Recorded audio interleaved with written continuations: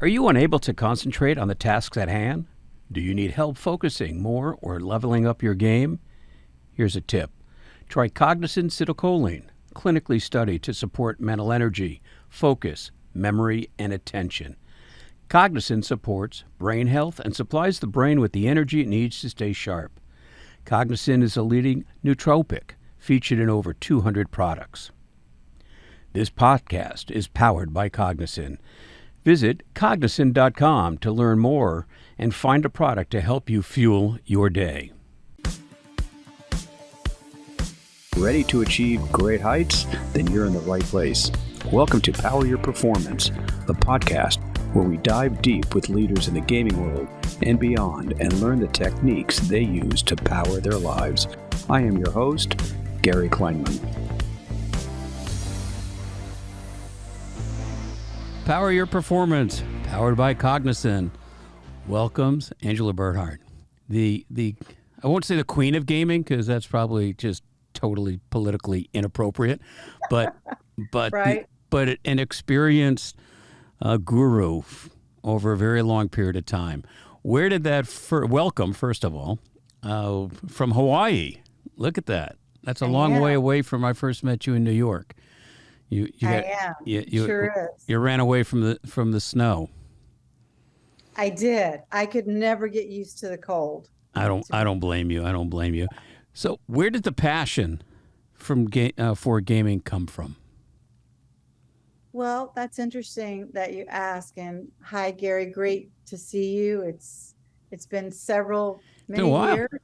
It's been a while. I think last time we saw each other, we met in California. I remember with my friend Mark Scarpa. That is true. We met and talked about doing some business then, and you and I have always sort of tracked in the same circle. And we'll continue because there's some things coming up. We'll talk about that. We'll talk offline about some products that Skin's coming up with that is great for Collegiate and what you're doing in EsportsU with Ray Cass and the team. Ray and I go back to a golf tournament many years ago with a fellow by the name of Steve Gunderson that you will remember. Okay. Yeah. And that's got to go back. Ray's an avid golfer. Yes. I think we played in 2 annual tournaments that Mr. Gunderson sponsored where he'd have 30 to 60 guys from all around the world in the media space playing golf for days upon days. Yeah. The good old days. All of his leadership analogies revolve around golf. I think what revolves around my golf games that I don't play enough recently is the Arbor Society coming after me. It's there's very entertaining. Way too many trees in places that I don't believe they should be planted. But nevertheless, it's great, and we'll get into EsportsU later. But so the passion. I think that's just a great way to define it. I think that is the root of most all entrepreneurs that I've ever met, is that like really intense level of passion. And I got kind of steered into gaming, I would say around 2014. I'd been working on a documentary with a friend of mine, and he and another partner decided to start a company called GameCo. And I don't know if you know of GameCo, but GameCo is the inventor of the video game gambling machine. Okay. So the idea was to create a slot-style cabinet of which you could gamble on playing video games, and this would be the replacement for slot machines in the casinos, since all of the customers were aging and all the casinos wanted to bring in a younger audience. So this was sort of the solution to that. And they're still operational today. And when he started that, he said, well, we also need an agency because we need to like activate esports events inside the casinos. And so he asked me to come on and be part of the team there too. And we ended up starting the Gamer Agency, which, by the way, I've always thought was the coolest name ever. No Um, question. yeah, to be in the gaming space and get to be called the Gamer Agency. Especially when you did it. Exactly. And so we teamed up and we started that, and we did a couple of things in casinos. I think we were still a little early to really be effective there, but ultimately we ended up getting Microsoft as our lead client, and that led to probably one of my favorite projects of all time, which was, doing helping with the tech design, build, operations, hiring talent, staffing, and everything for what ultimately became the Microsoft Mixer Studio. When we started, it was just the Microsoft Esports and Gaming Studio in the flagship store in Manhattan at 5th and 53rd, and very beautiful old historical building there. It was a gorgeous facility on the second and third floor, right? Yeah. Did you went? I was in there when we were recording certain content. We were looking at using the space because I believe after you left, it became dormant.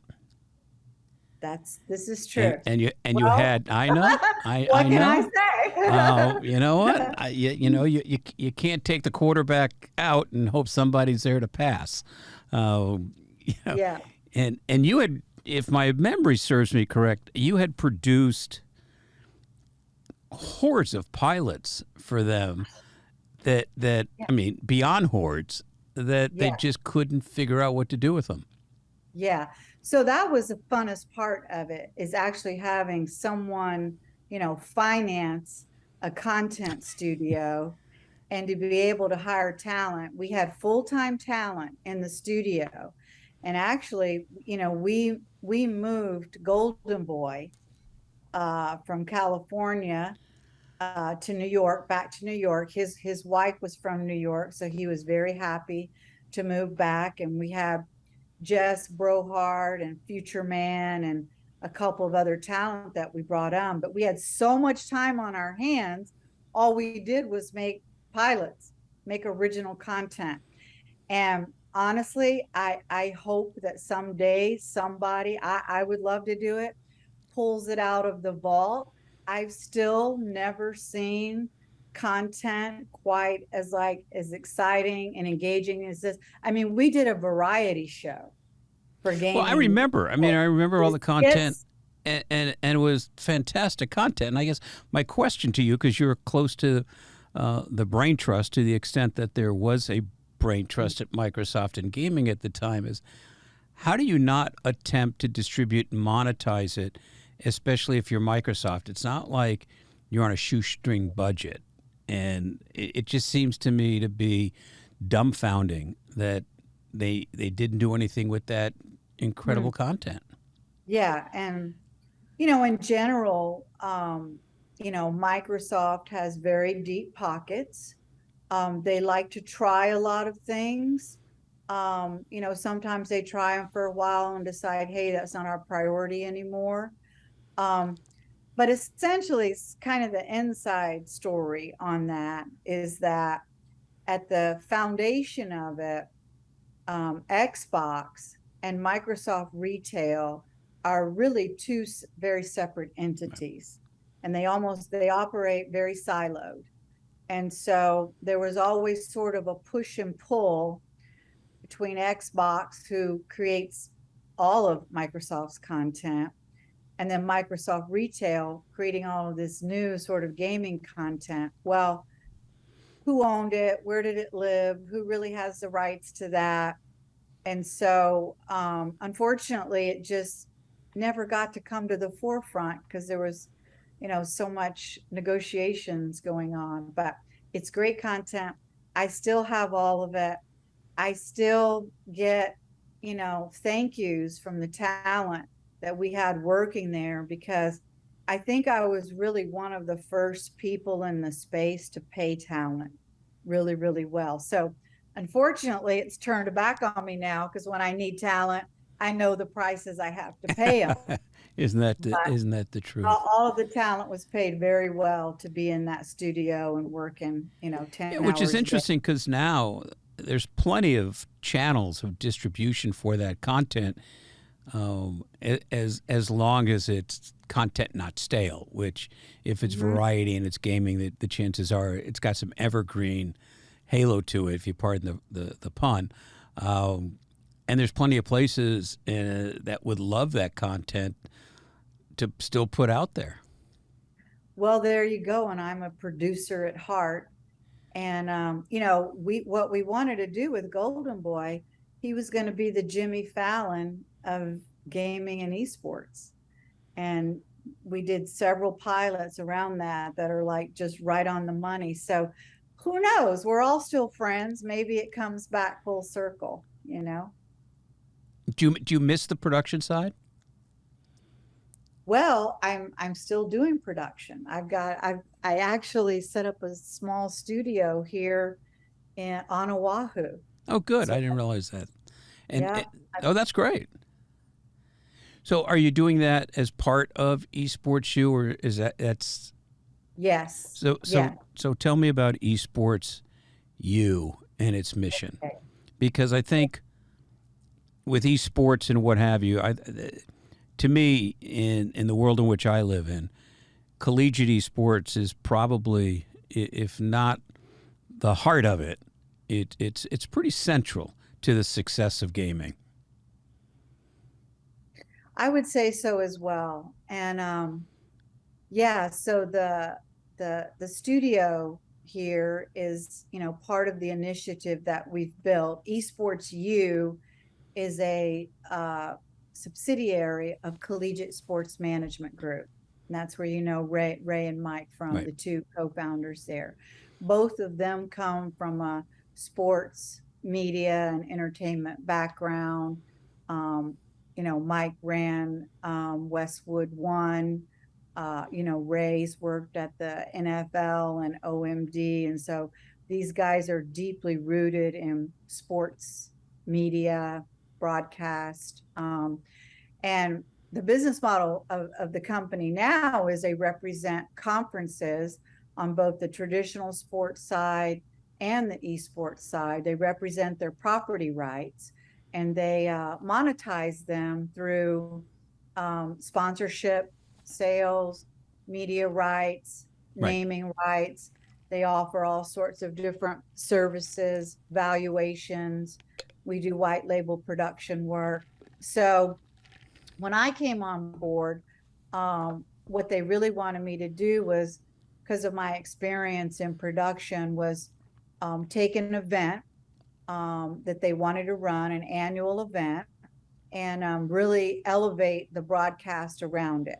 Just make it like best in class, put high-end graphics, hire the best technical directors, hire the best talent to do that.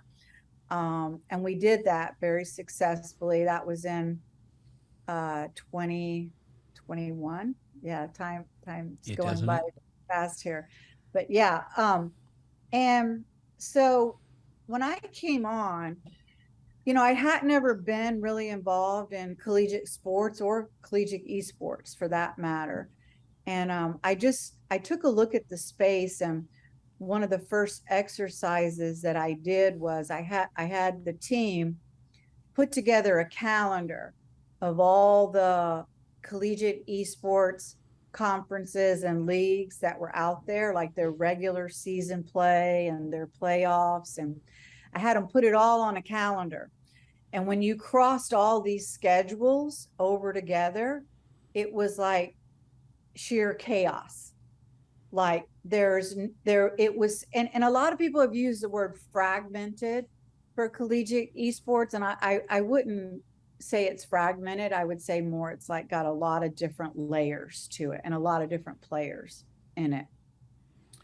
So when I saw that, I said, well, we need to unify this group in some way.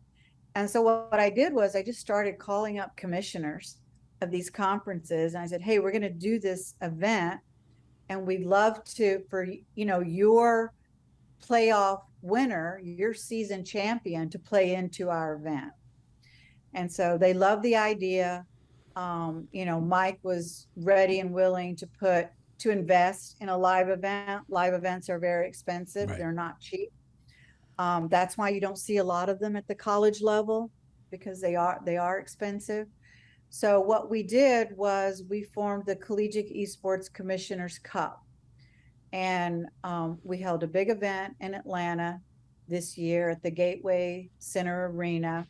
Atlanta gave us an amazing welcome, amazing market to do an event. And Todd Harris was our production partner there at Skillshot.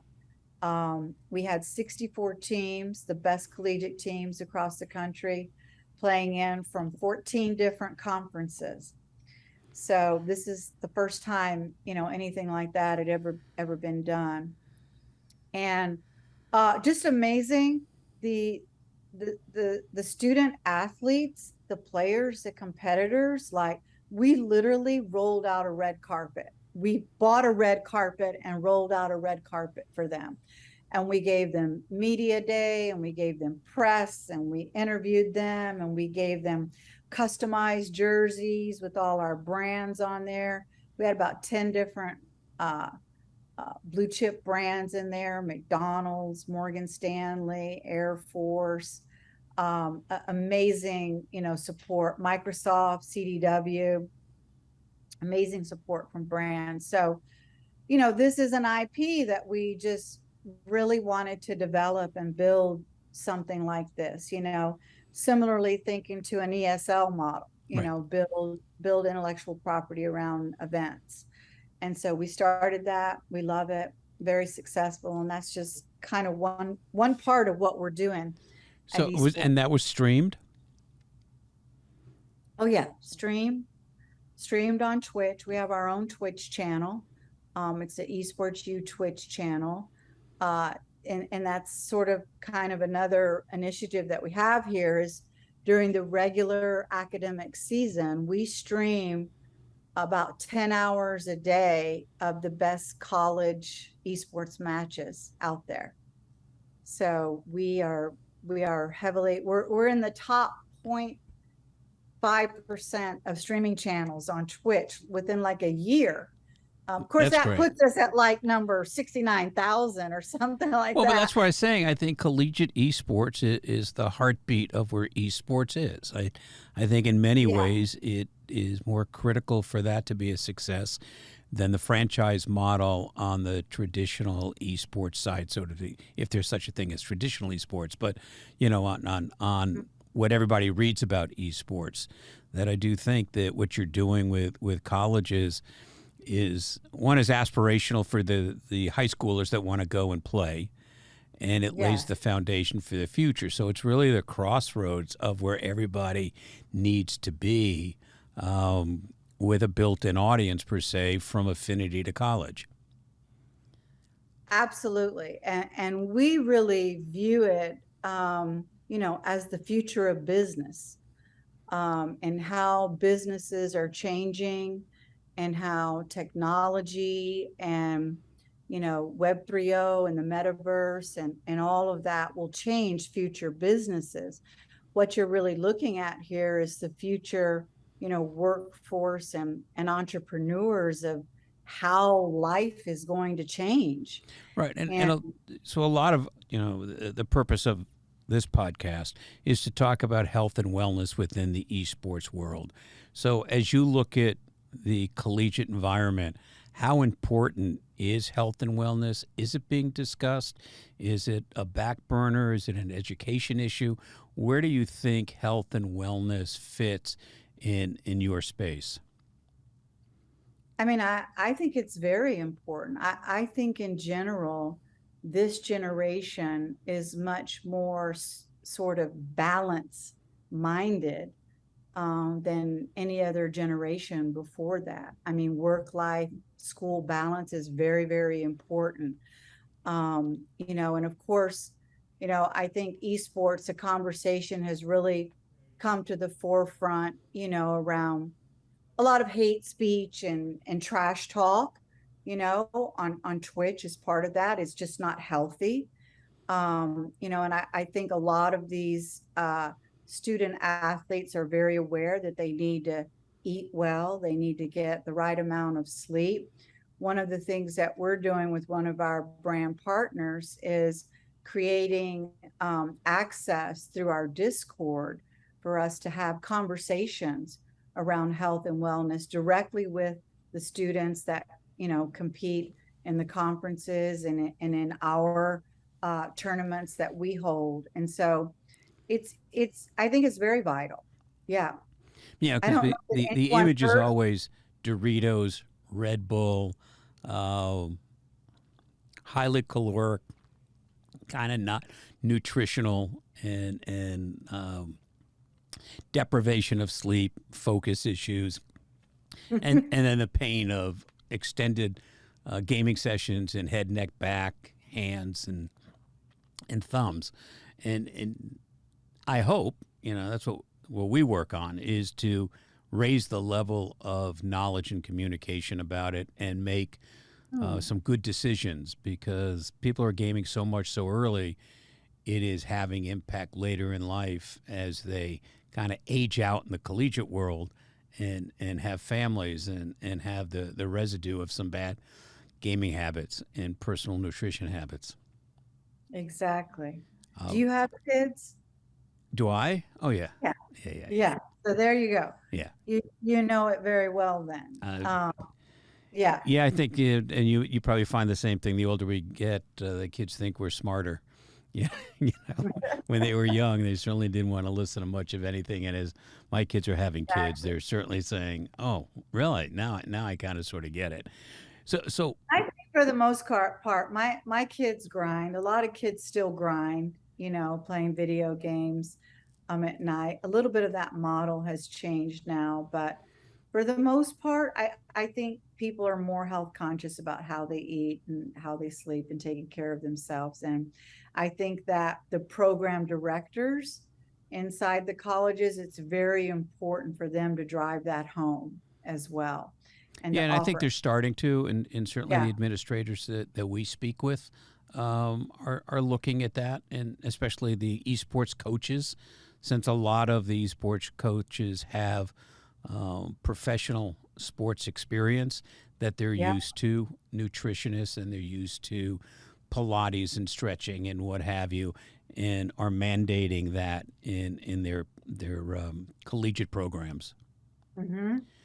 So, where's Exactly. the future of collegiate esports? And I know we have a short time frame, and I want to be respectful of that. So, No I don't. worries. No I worries. We're yeah, good. we're good. I don't want you missing any flights because of me. Well, weather's okay. I don't want to be the cause of it. But where is the future of collegiate esports, both from what you're doing and generally the state of the art, so to speak?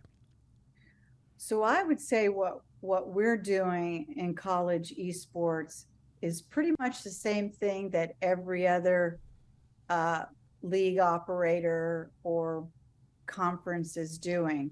We're trying to garner those brand sponsorships. Um, the one thing that is really missing to check the box here for brands is viewership.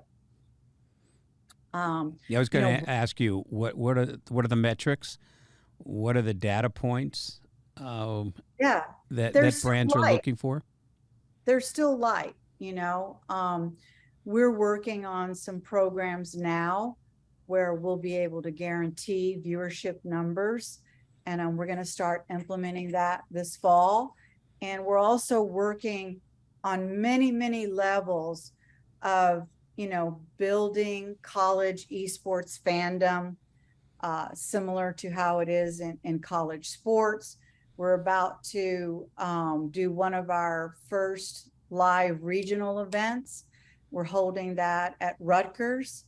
We're doing it the same weekend that Rutgers is playing Michigan in football. So the whole campus will be lit up. We're cross promoting our events.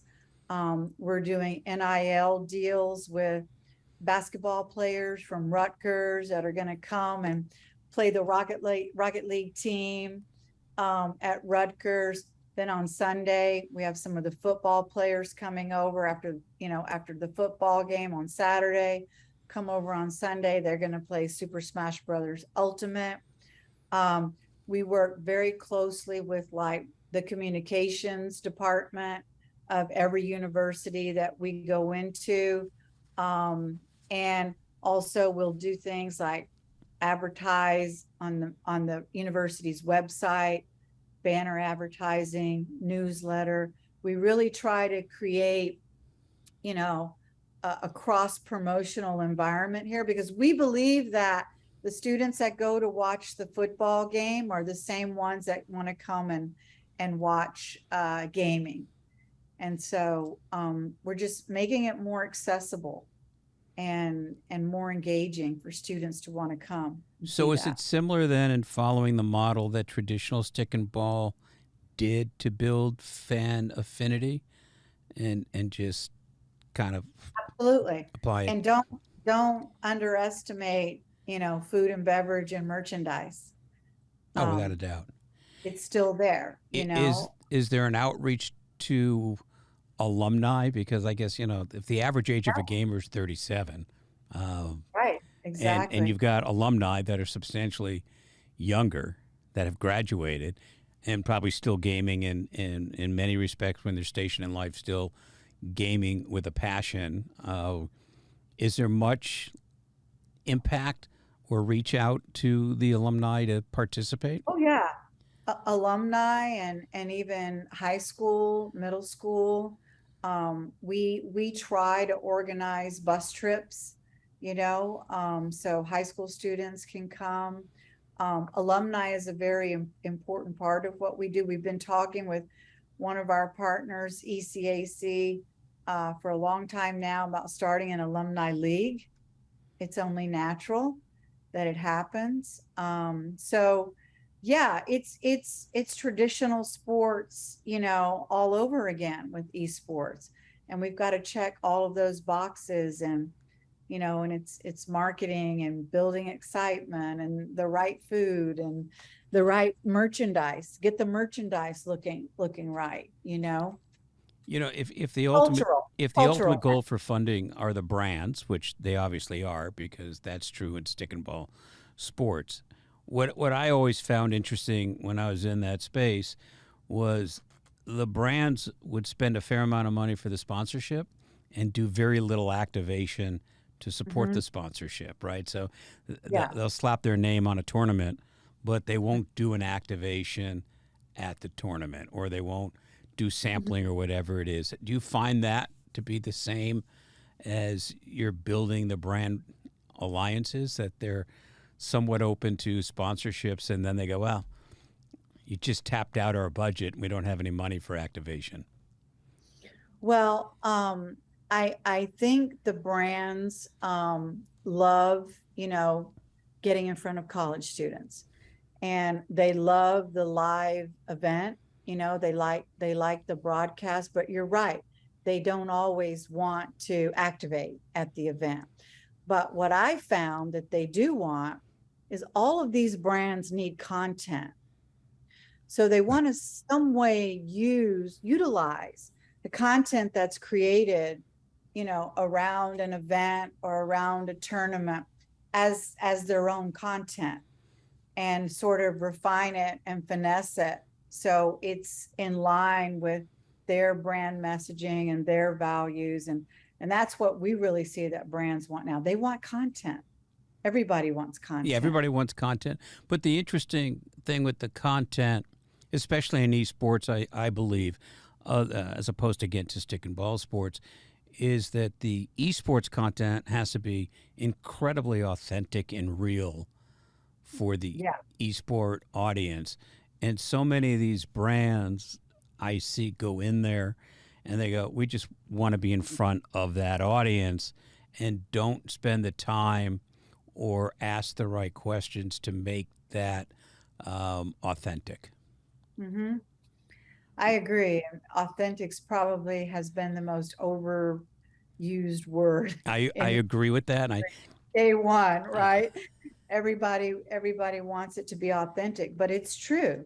And that's not just a cliche. It really has to be that way.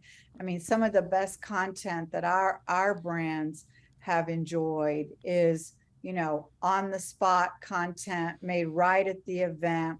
It's very organic, it's very natural. And I think that's what they're finding resonates with them, is a lot of that live content.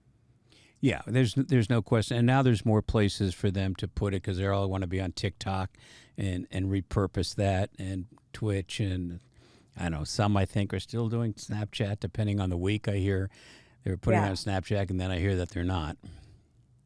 So I'm looking for a brand right now that wants to do sort of a road trip, in one of these big 18 wheelers that's sort of like a gaming center.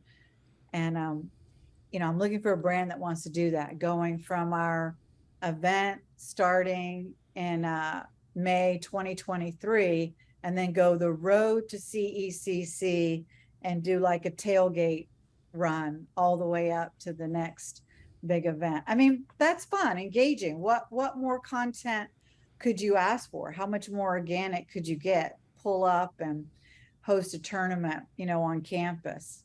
So, have you found in that conversation that brands are saying, I get the esports, I get the college.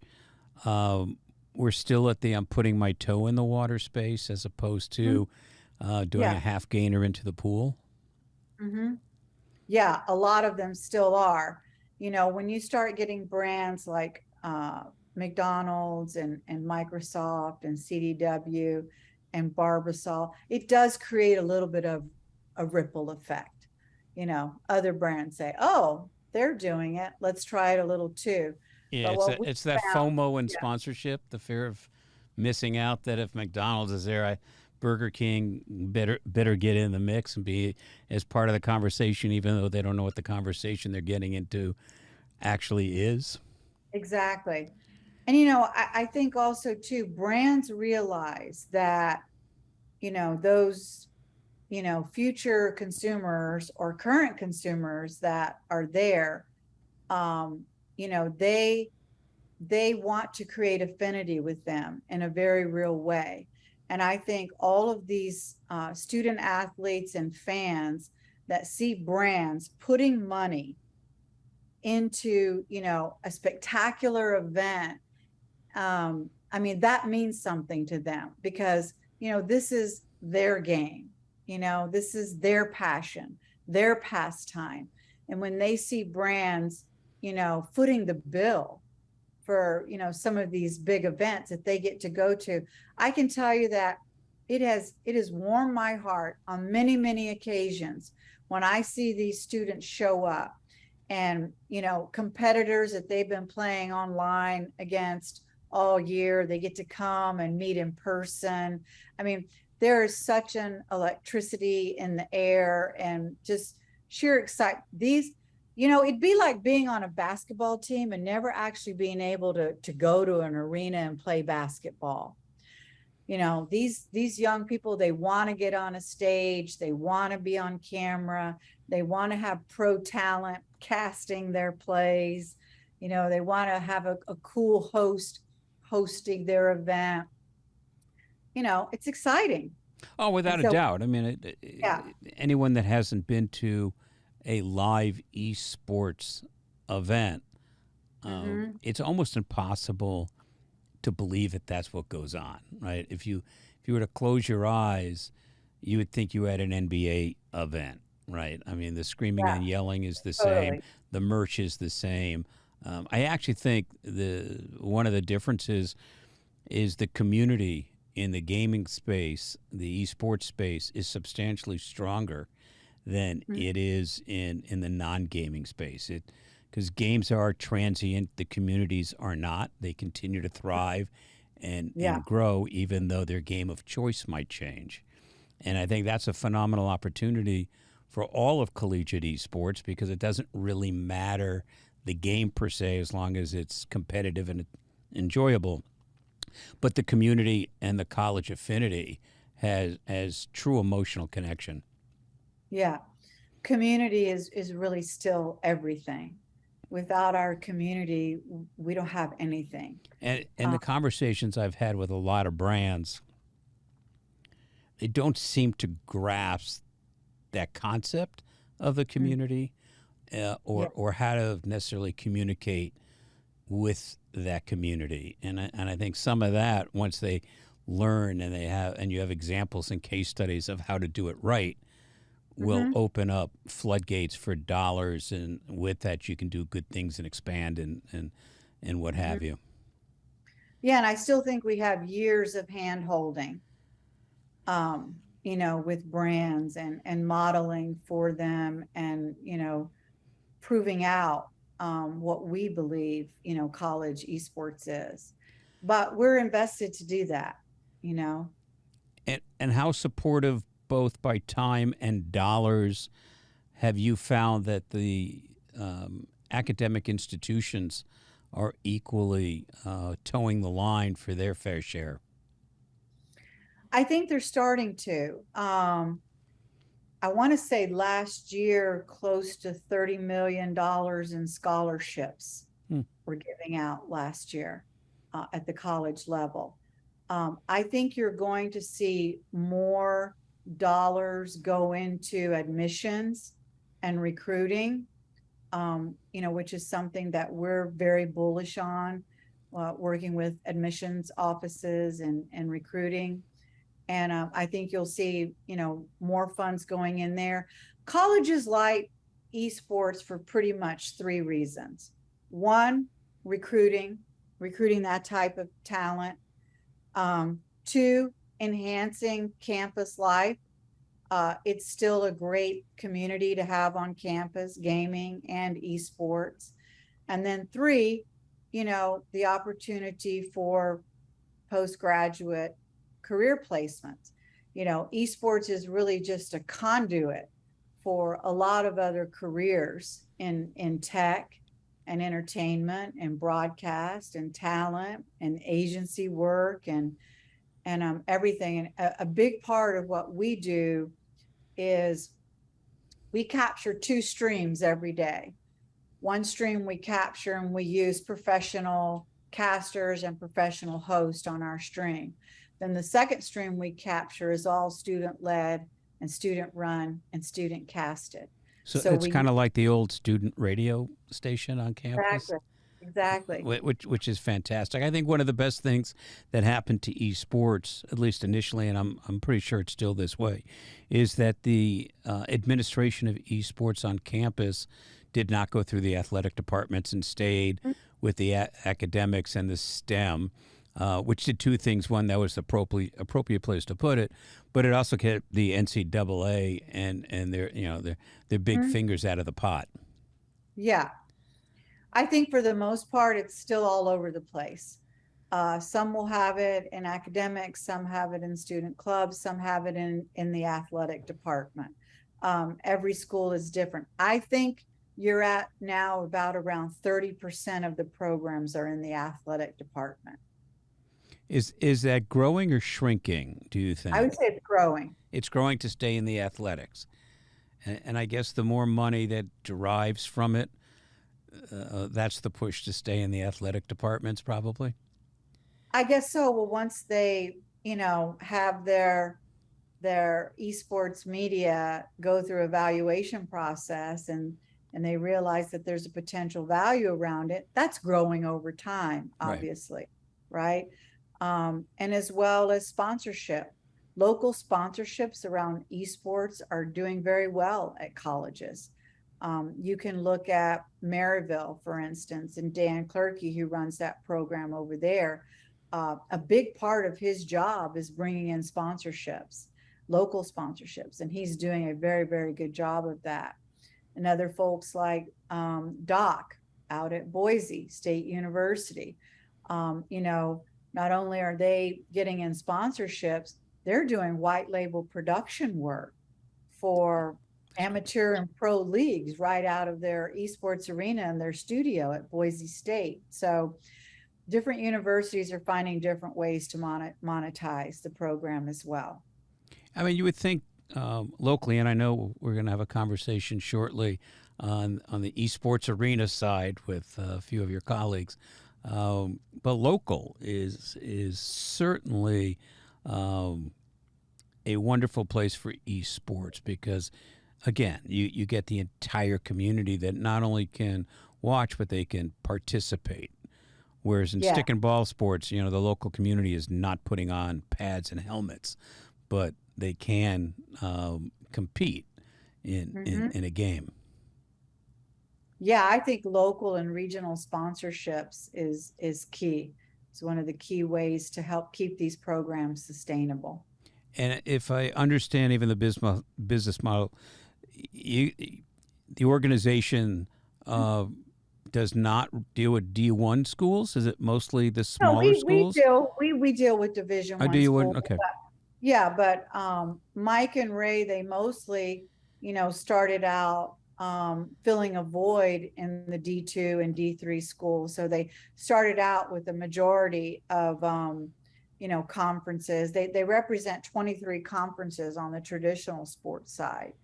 And we're only at 5 right now on the esports side, but those 5 add up to about 500 universities that we represent now. So, and if if you take that and you look at the student body count on those 500, your reach absolutely. to people is pretty significant. Absolutely. We've just got to unlock that, that magic. There's so many magic formulas, we need to figure out. And everybody in this space is doing that, but that's part of pioneering. That's part of it. If anyone can do it, it's you. And I think with that, especially for brands, you have access to an enormous amount of data. Mm-hmm. Yes. And data ultimately is what everybody wants, whether the data is eyeballs or it's conversions or it's brand sentiment or whatever that they're looking for at any given time. The use of that data and the accessibility to that data with even 500 universities and colleges is pretty significant. Exactly. I mean, we've got our own built-in focus groups for brands, which is great, and you can sample. Not even you can do that digitally. You can mail it. You can hand them something. So even from the traditional sampling that I've been doing for years experientially, it's a phenomenal thoroughfare to introduce or solidify your brand to what you might believe is your target market. Exactly. And therefore my tailgate party. Sampling at our tailgate party. It's so funny. You think of tailgate, and all the gaming's indoors, so we got to come up with another phrase for the tailgate. I'm not quite sure what it is, and but it'll be outside. It'll be outside. It'll be outside. That. Oh yeah. So you got to stay with your original passion and now watch it grow from really infancy, because as you said, it's many years down the road to really understand what's going on and to see it reach fruition. I think one of the things that I see in our space within the gaming is there's so much media attention to gaming that it raises unrealistic expectations of what gaming is supposed to deliver overnight. And that's true with numbers, games, and ultimately monetization, and the pressure to continue to reach the failed expectations of media really, unfortunately, are challenges for everybody in the space. Mm-hmm. And it'd be nice if some of that was just reporting on, here it is, it's great, it's growing, that's great, instead of saying, the controversy with FaZe Clan went with the SPAC. The expectation was just so unrealistic that it didn't matter what they did. And they've held their own, fortunately, but irrespective, the conversation itself put unrealistic expectations. Instead of just saying, hey, we're at the beginning, we're new, let us, like a baby, the baby doesn't have to walk 1 month after birth. It takes some time to get your feet from underneath you, and you can't have unrealistic expectations. And I think some of the media and the traditional media is putting a lot of unrealistic pressure on the esports vertical to say, well, you're not doing what you should be doing, but nobody said they should be doing that other than the media. Absolutely. And for us, our philosophy is just steady as we go. We operate very, very lean.